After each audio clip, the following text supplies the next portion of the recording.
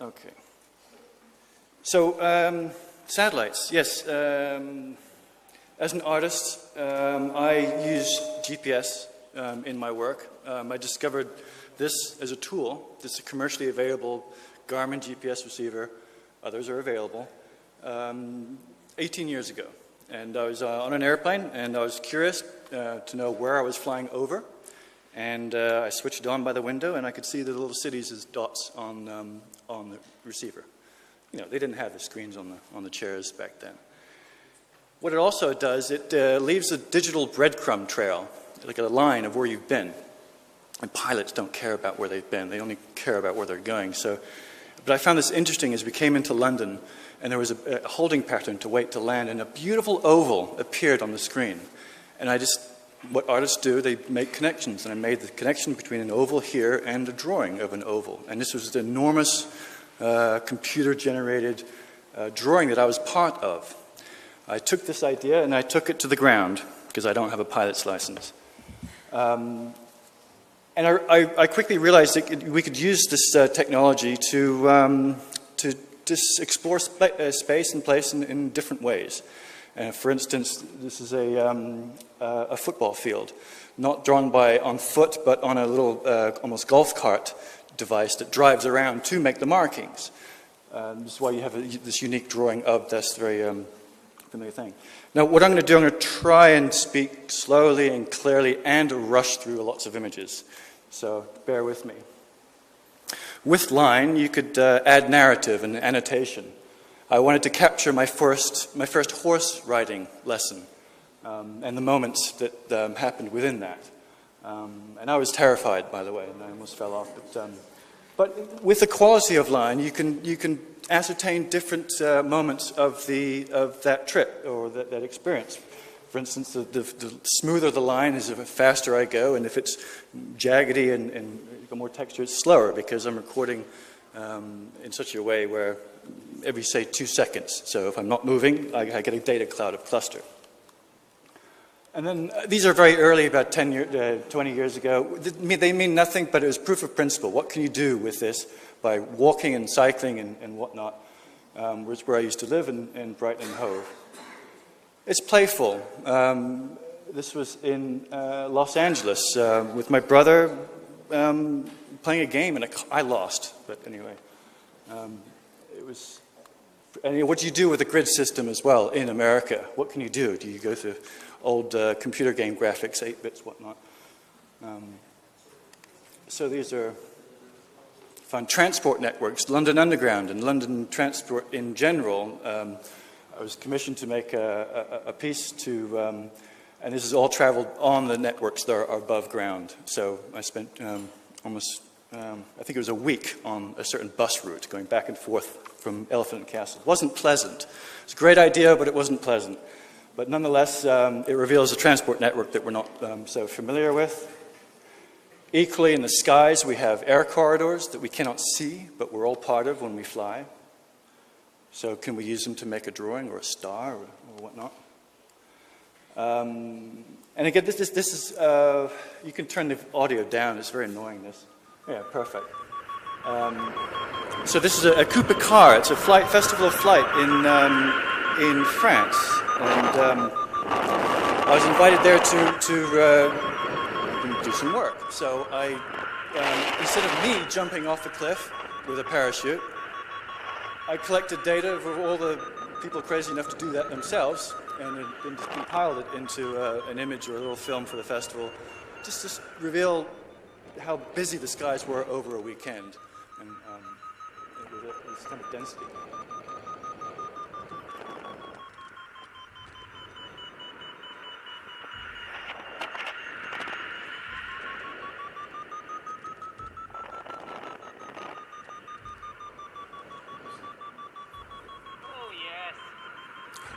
The sound is an altimeter. They wear them to gauge the thermals. This is of an ancient site near my home in Oxfordshire called White Horse Hill in Uffington, where is it's image from the Bronze Age carved into the hillside of a horse. And you can just see it on the right hand. Oh, here we go. Perfect.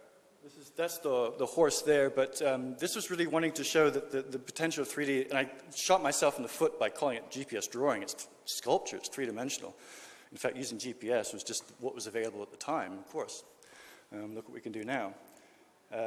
So it's just, again, to show the altitude. So I made a model of this area through 40 kilometers of walking, and then 1 to 10,000, and 40 kilometers of cardboard, which I cut and modeled using the edge of the cardboard for the altitude.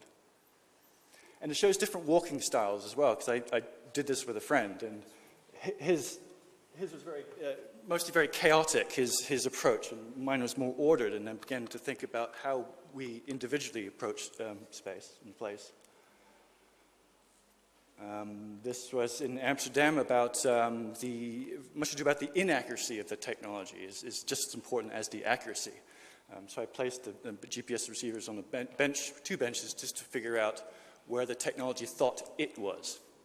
You know, where are we being told we are? Where are we? And as the technology gets better and better, you know, this is very telling of where we are in time. I can't zoom into this, but this was a quote from Moby Dick. It is not down on any map. True places never are. Written along the Greenwich Meridian in London. Much about where east and west is.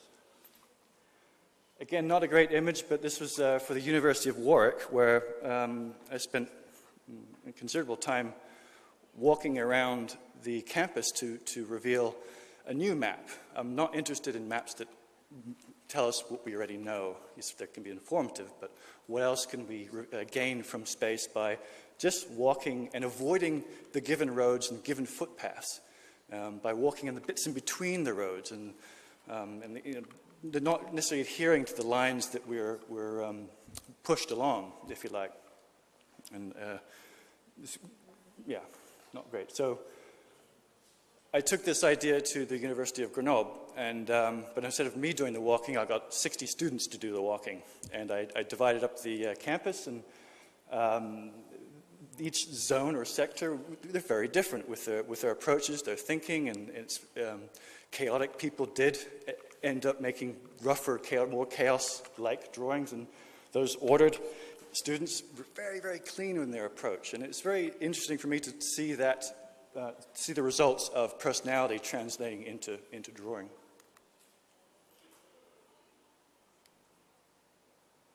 Oh, I had a baby, so that was on my mind. Drawn on a boat, 1 kilometer high. Also, I've been, well, this is mowing the lawn for, I think, about 13 years. Adding and adding and adding, and I can separate it over the months as well to see what's happening with that space over the course of the seasons.